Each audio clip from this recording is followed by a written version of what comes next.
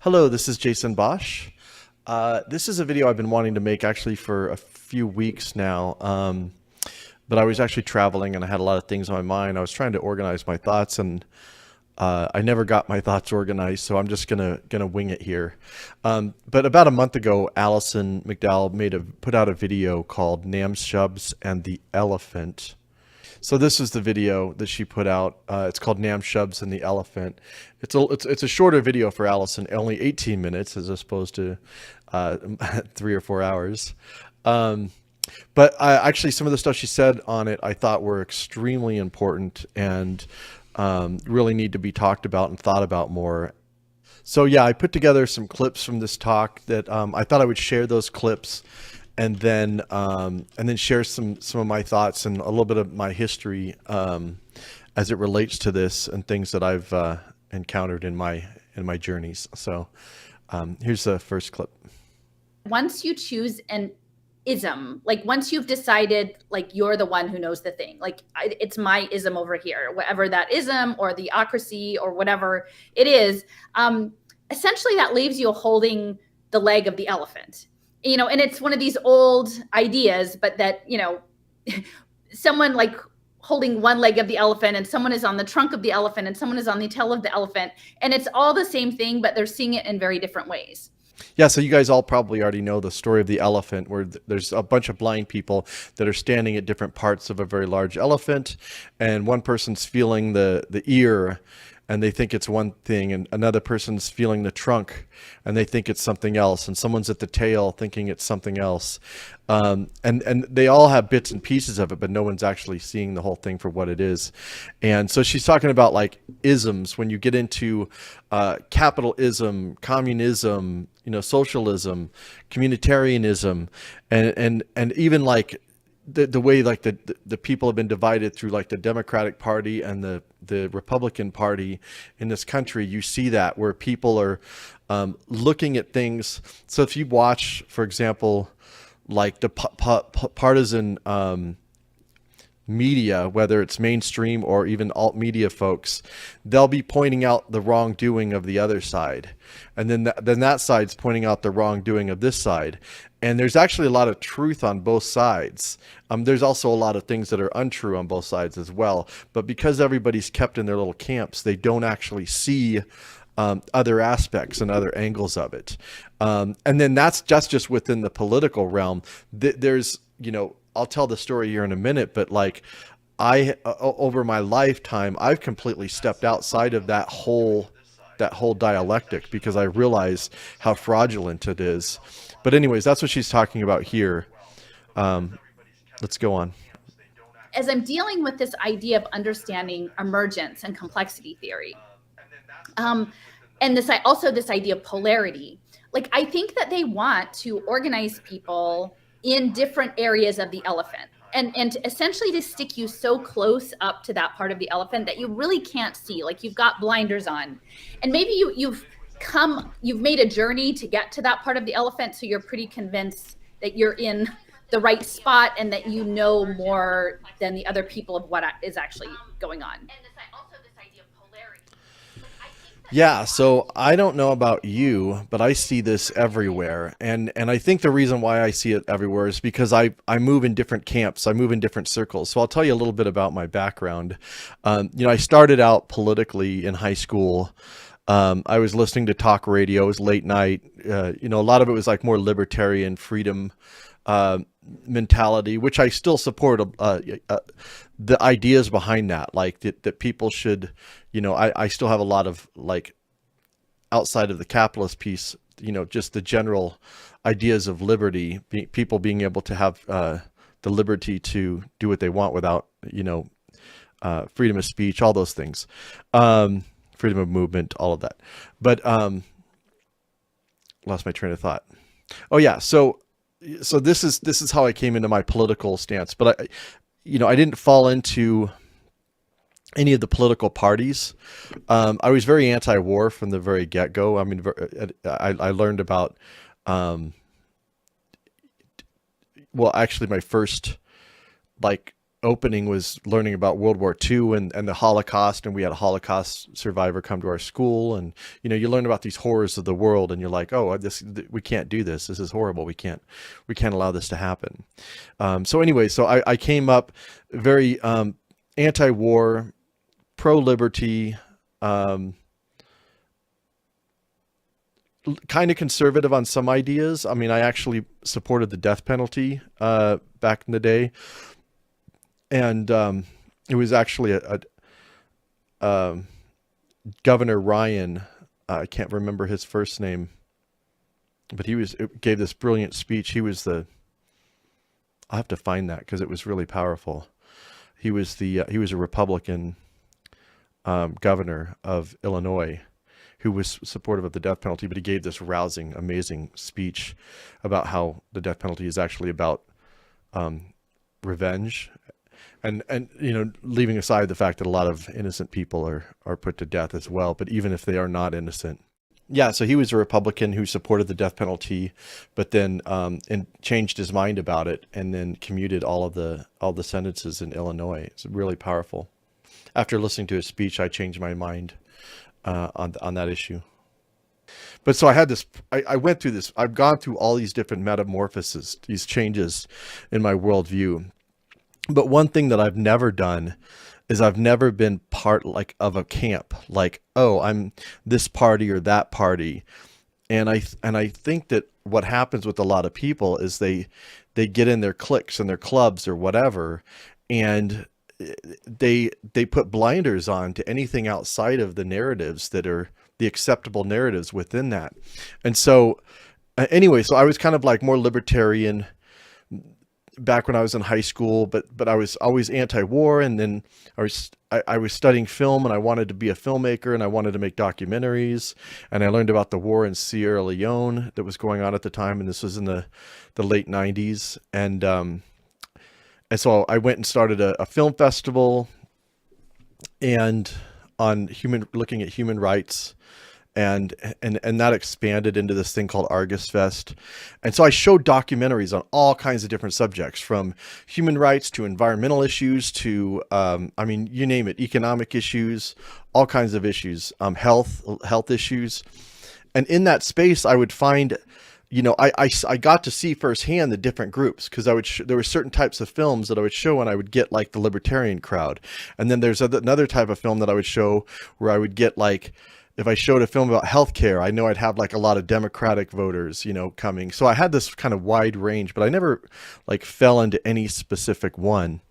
And actually, I at one point I ended up running a political campaign, working on a political campaign with Sherry Honkala in Philadelphia under the Green Party. So I've done stuff with the Green Party. I've been to the Libertarian Convention. So I've been kind of like in all these different spaces. But what I've noticed in a lot of these spaces, even in the Green Party and the Libertarian ones, which are kind of outside the mainstream Republican Democrat, is they have their stories that are acceptable, and they don't see things outside of that story. And there's a lot of assumptions. For example, a lot of libertarians have this assumption about money and markets and free markets and the holiness of that that I disagree with, but they wouldn't actually hear or couldn't see another alternative outside of that framing. And then same thing with like people that like are on the Democratic or like more liberal, like they have this faith and this belief in government as being, there to do all these good things, to have these social safety nets to help people. And they can't see any alternative outside of that thing. And so anyways, I just saw that's just the groundwork, which led me up to eventually, realizing that there's something so much bigger that's going on. And the first big thing for me was actually understanding how money works, and how money itself is a fiction. And there is a class of people who have the power to create as much. They can create money and extinguish money, And so the idea that, they want to, how do you get money to go to war? There's always like as much money as you want to go to war. And so people are having these arguments and these conversations about like, oh, we need to get money, we need money for this, and like both the left and the right and everybody in between is trapped in that story. But there's another story outside of that story that has a lot of truth to it, that might inform and might change your view about things. And so then when I met Allison, we started out because she was talking about social impact finance, and I was like, oh, this is interesting. I wasn't really familiar with that, but I could tell this was a really important thing. And for the past 3 years, I've kind of been on this journey with her, and actually I've been kind of chasing behind her on this journey, because she's been like going a lot further and faster than I have, even though I've kind of always stepped outside of that. But I was open to it because of the fact that I'm not married to these ideologies, these isms, these stories. I'm not married to one piece of the elephant. And so I think that's why I really connected with what she's saying here, because I think that if we're going to make any progress, we need to stop, take a deep breath, and think about the stories that we're being told and that we're telling others and we're telling ourselves.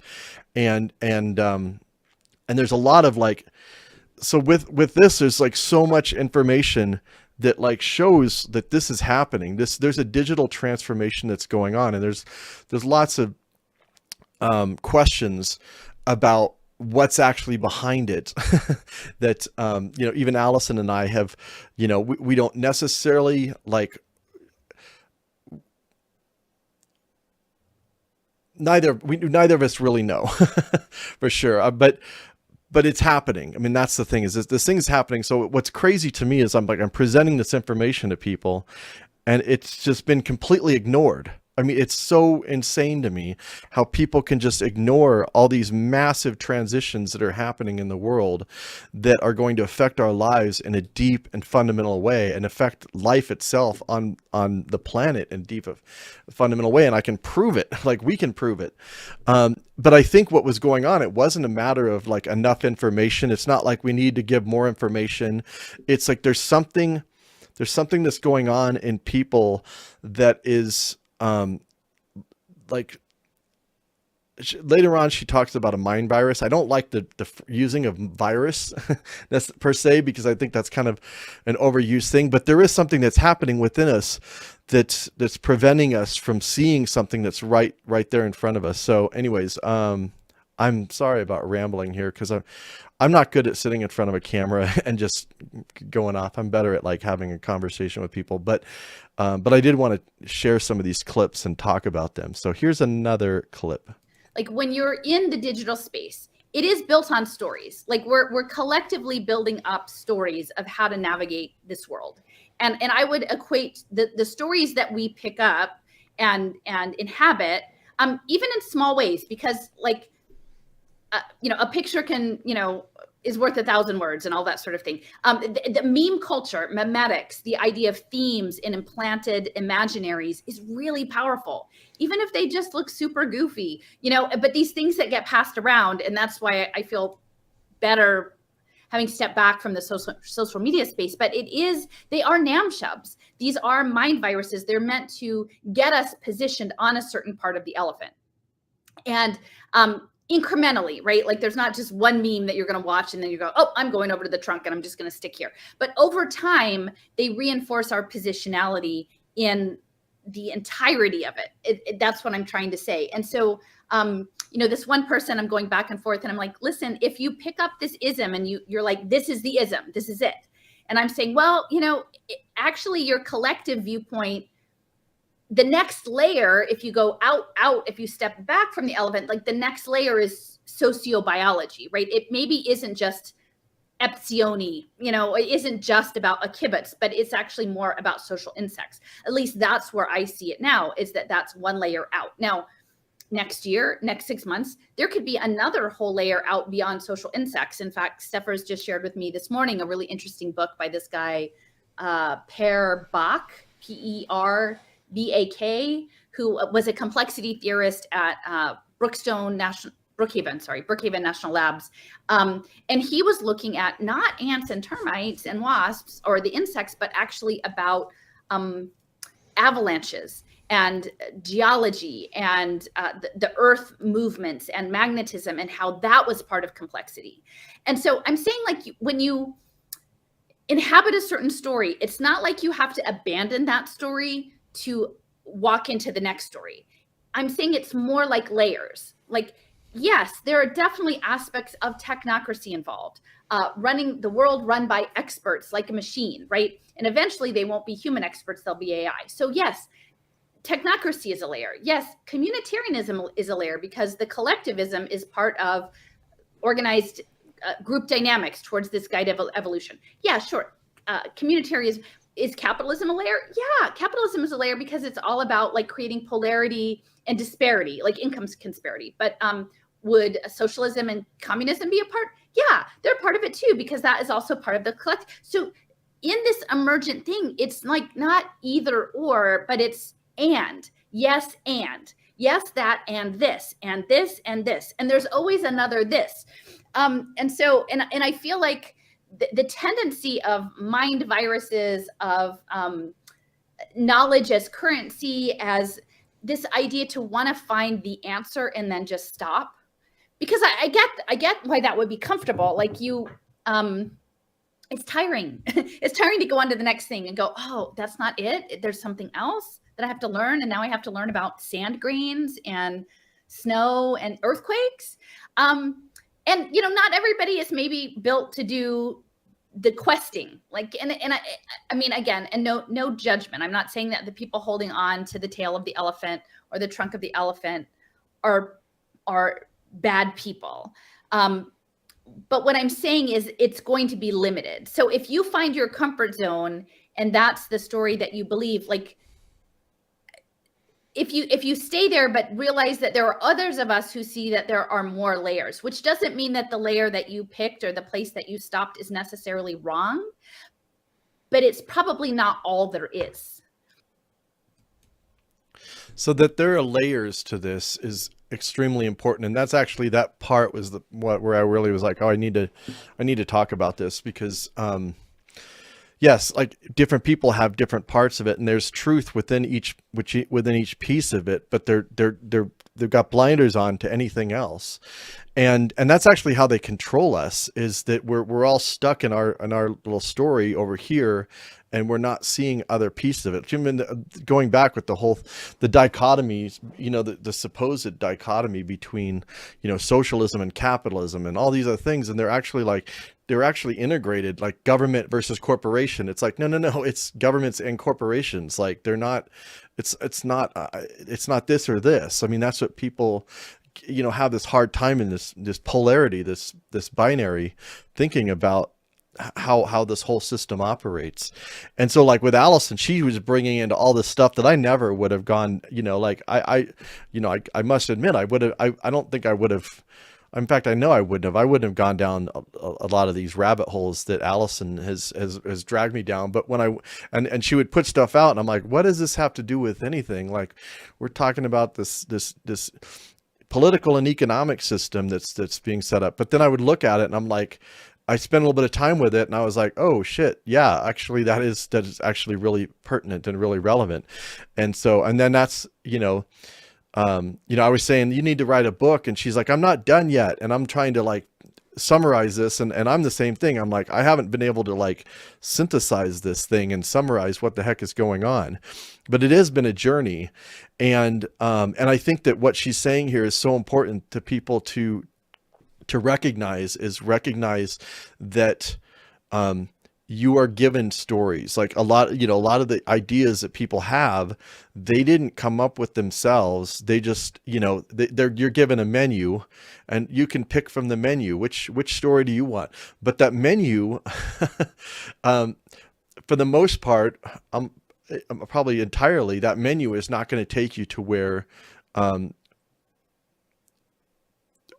full understanding is, and I'm not saying I'm there, or Allison is there, or Lynn or anybody else is there, but it's been frustrating because there are other layers and there are other parts of this story that we would like more people to engage with, but they're stuck in their camps and they're stuck in there. And that goes for people in the rebellion, alt freedom, whatever, people that are kind of anti-authoritarian. They're now stuck in their cells, freedom cells. Anyway, so I got a few more clips here. Beware of mind viruses. Words and images are incantations with magical force, and they might just look like stupid memes, but those are the very, very crafty things. And when you're sharing, understand the story and what it's reinforcing and where they're positioning you on the elephant. And know that there is the possibility of being excited that there are just more things to learn, and more ways of seeing. And if you can get your head in that space, that you don't have to have like grief over like, oh, I was wrong, it wasn't that, it's something else. Like, no, you can just be like, yes, and some more stuff. Let's deepen the conversation. Let's think about it in another way. What if we put on this lens with this new information and revisited the other stuff that we used to know? Like, maybe we'll find some surprising and fascinating things, which is what happens to me all the time.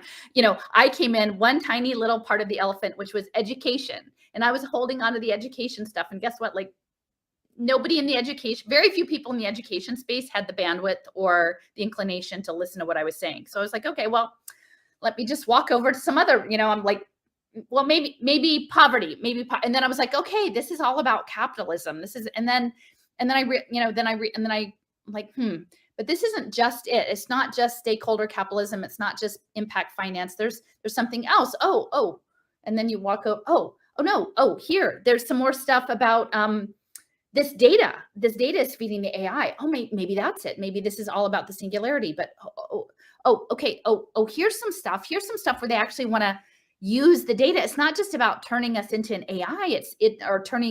Feeding the AI, it definitely is that. But it's also about steering us. It's about maybe using us as a biohybrid computer. Like, oh, okay, so that's another piece. And then, okay, bugs, right? Social insects. Oh, but now maybe avalanches. And so there are all of these possibilities that if we don't have to be afraid of them, we can embrace them and explore them. And then maybe eventually we'll just get tired of the whole Maya thing and we'll move on to the next phase. But anyway, so beware of incantations and mind viruses and mimetics. Think about where you are on the elephant, and think about all the other people on the elephant, and realize that it's all the elephant, and they have you positioned around the elephant for a certain purpose, for a certain reason. I would just caution like getting too wedded to any particular ism or ocracy, because it's probably that and a lot of other things. Yeah. So just to reiterate, that's pretty much been my frustration for a long time. And I'm really hoping that, look around. Those of you who are watching, like, think about the people in your life and the people that you've encountered in terms of the stories and that they tell. Because I think a lot of like even the memes and a lot of the things that go viral, go out there, actually serve a different function than you think that they serve.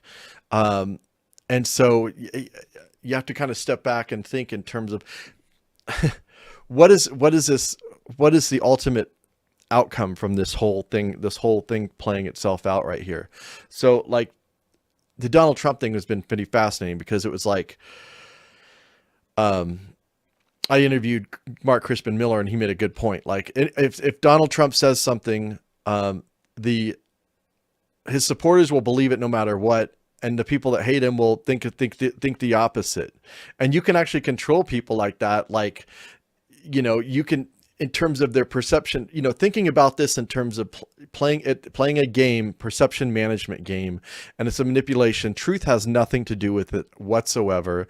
It's about these people think this and these people think that, and they're in categories, and they're playing games with like the memes and the stories and the narratives that are being put out there. And unfortunately, a lot of us, and I've done this myself, like we've taken the bait. And I think that we need to be a little more thoughtful about that.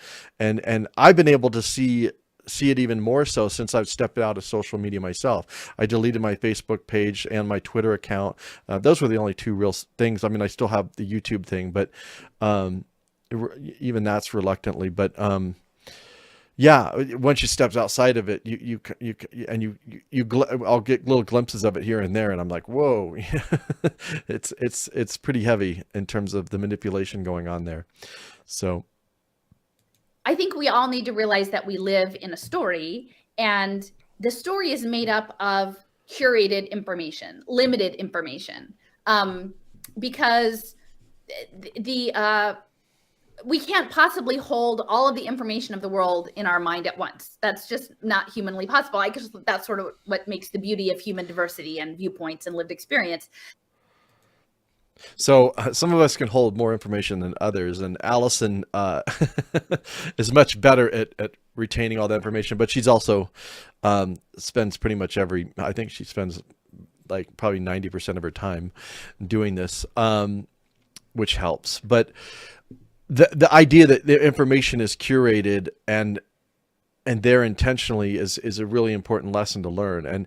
And if someone that has, I think that anyone that has a spotlight on them, like nothing is viral on social media. If someone has like millions of followers, they're being allowed to have those millions of followers, if not overtly given those millions of followers.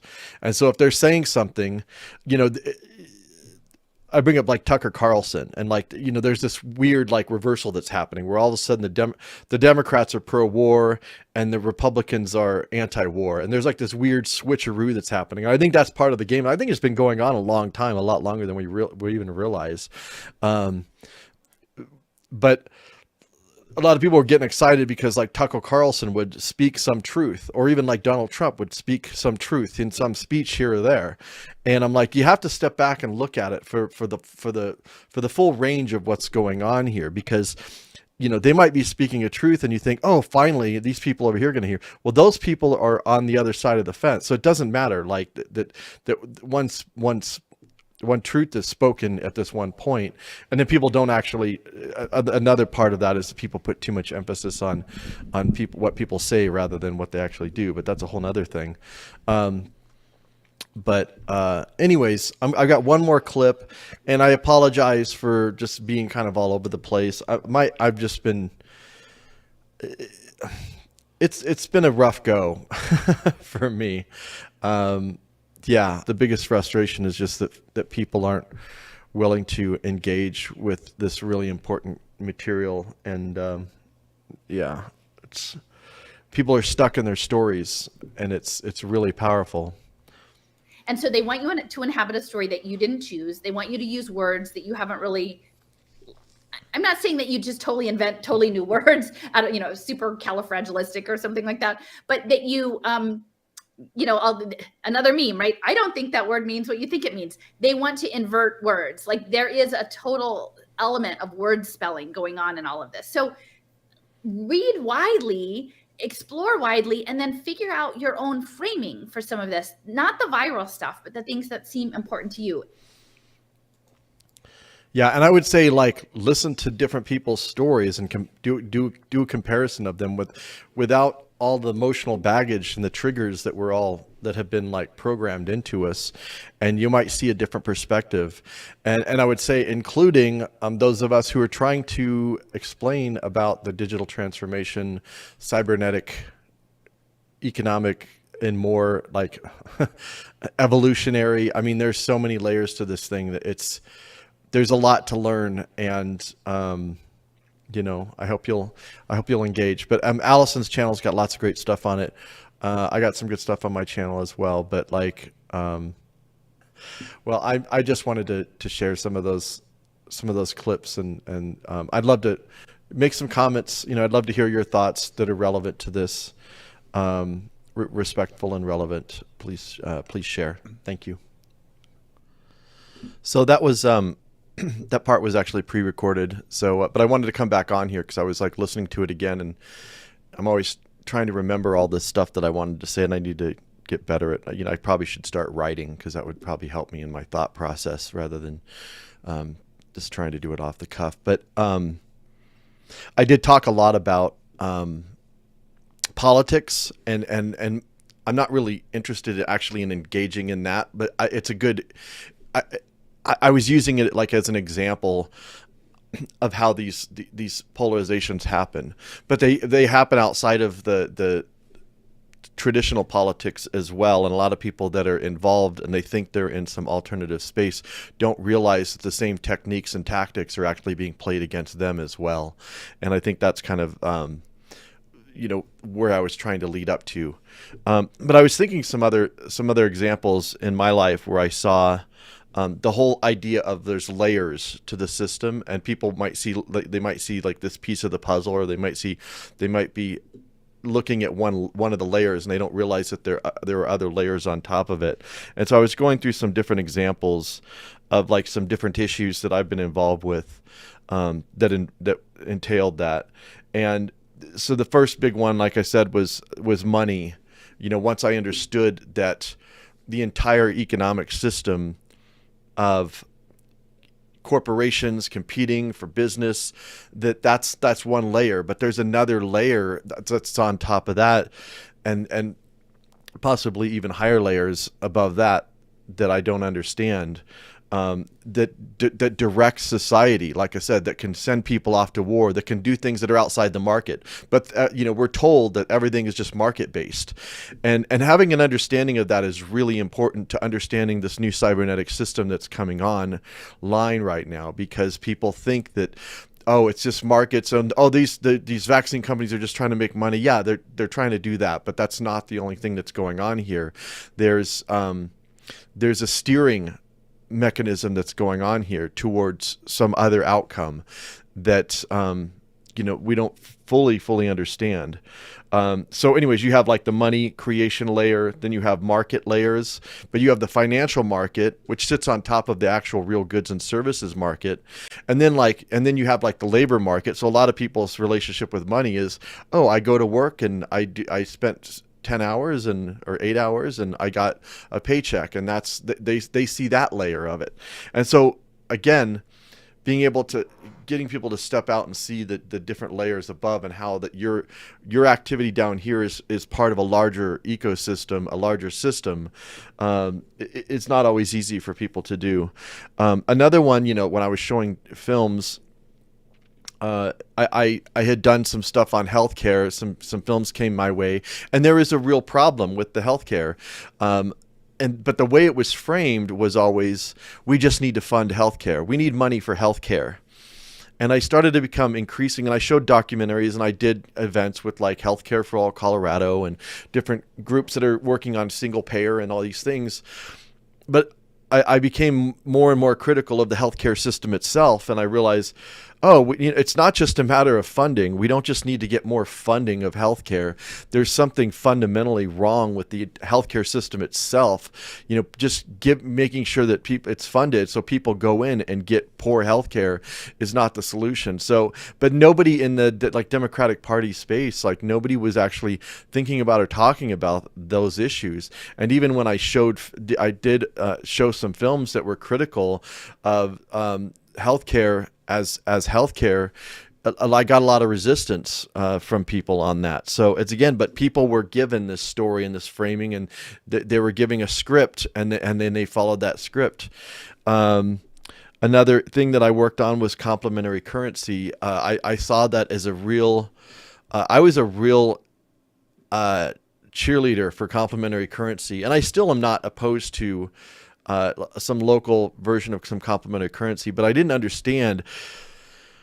I even started a time bank, but it was a local thing amongst ourselves. It wasn't attached to any larger financial markets and any cybernetic steering, and there wasn't any data collection for any outside. It was really peer to peer. And so that part of it, I support, but and I've got Bernard Lietaer, and I've read a bunch of his books, and I've actually given presentations at festivals on complementary currency, and so I was a very big.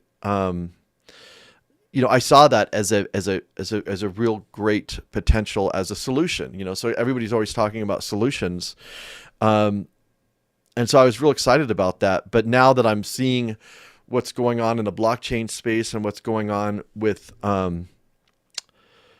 well, with a lot of the stuff that Allison and I have been talking about, I realized that the complementary currencies are actually being pulled into that, and they're going to be part of that system of steering. And rather than liberating us, it's going to be, well, my brain's not functioning here.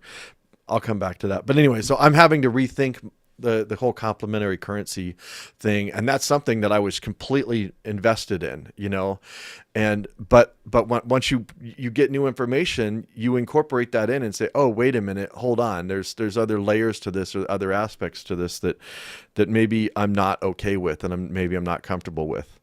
Another one is the public banking movement. I was real active in that. I attended the first and second public banking conferences. I did filming for them, and I did interviews with them, and I was a big cheerleader for public banking, although I did have some issues even with them, and particularly about the issuance of having the money have interest. So that's the one thing where I disagreed with, like, the Public Banking Institute and Ellen Brown, is that their system was still operated underneath the Federal Reserve System. So I'm like, that there is obviously a huge problem, because you're not dealing with the core of the problem. And then they were charging interest, but they were saying, but it's okay, we're going to take that interest that we charge, and we're going to spend it back into government's programs. So, it'll go back to the people. But of course, we all know how responsible politicians are with spending money. But that's something that people on the Democratic or liberal side don't want to look at, or want to just completely ignore. Like, there's no problem here. We just need more funding for it. We need more funding. And that's the beginning and the end of the conversation. Not entirely, but mostly. At least in the professional, nonprofits and the political parties, the ones that actually have the funding and the ability to actually do anything about it. So the public banking thing, I kind of had issues, but I kind of, you make compromises. You're like, well, at least it'll do some good. And, but I was very adamant about, like, there's some serious problems with this. It's actually not getting us out of the system that we need to get out of. But now I'm realizing that even the public banks, I think public banks are coming, and I don't think it's going to be a good thing the good thing that I thought it was going to be, in the sense that they're going to be playing a role in these tokens, and these different digital monies that are going to be used to do behavior modification and steering and compliance and all of this other stuff, which I absolutely oppose. And then leading into, like, what happened with the COVID health freedom space. So the first, like, I would say the first 2 years, I was, like, every single day, like, hardcore, like, looking into the narrative that we were being told, and actually seeing what was actually happening on the ground and around me, and really questioning that. And that's really important. I mean, there are serious issues and serious problems within that layer. This thing happened, and it overturned society. It didn't overturn society. The politicians and the corporations and the banks that were behind it overturned society. But then I started to realize that this thing is not about vaccines or COVID or whatever. It's about digital transformation. So I started to move on from that, and I was trying to get people to, look up, like, hey, there's more to this. There's something else going on here. There's a digital transformation that's happening that's about cybernetics. And again, if you don't understand cybernetics, you're going to be completely in the dark about what's going on. And when these different events happen, you won't have the context to understand why they're happening. And so everybody's, again, so like now within the health freedom space, everyone's they're in their layer, and there's a lot of, like, important things that are happening in there that are really relevant and that do affect people's lives, that it should be looked at, and people should be concerned about, but they're stuck in that layer. Like, it's crazy. So anyways, yeah, I appreciated the video that Allison put together, because I just, those ideas are, I think, really need to be driven home for us to move beyond. I wish I had hope. I have hope. I'm not going to say I don't have hope, but I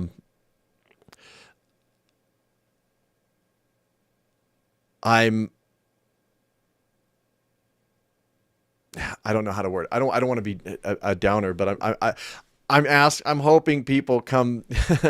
I think they will eventually. Once all these things start playing out in their real lives that Allison has been bringing forward, everyone's going to know. And so, but it's going to, at that point, it's going to be like right now we have an opportunity to maybe, cut it off at the pass, but everybody's just completely oblivious to what's actually happening. And so anyways, we'll keep on it. And so Allison is actually going live here in about 20 minutes, I believe. And she's doing another show with Cliff. So if you jump on over to her channel, you'll get another video with Allison and Cliff. And I actually pulled together a whole bunch of clips this week. A whole bunch of things came out from the Skull Foundation and a bunch of different organizations and institutions that are doing bad things. So I've been collecting a bunch of clips. So I'm going to be peppering this weekend. I'm going to put out some videos where I just talk about some little clips that I've pulled together from some different events that have just occurred that are on YouTube. So check back with me. Anyways, thank you all.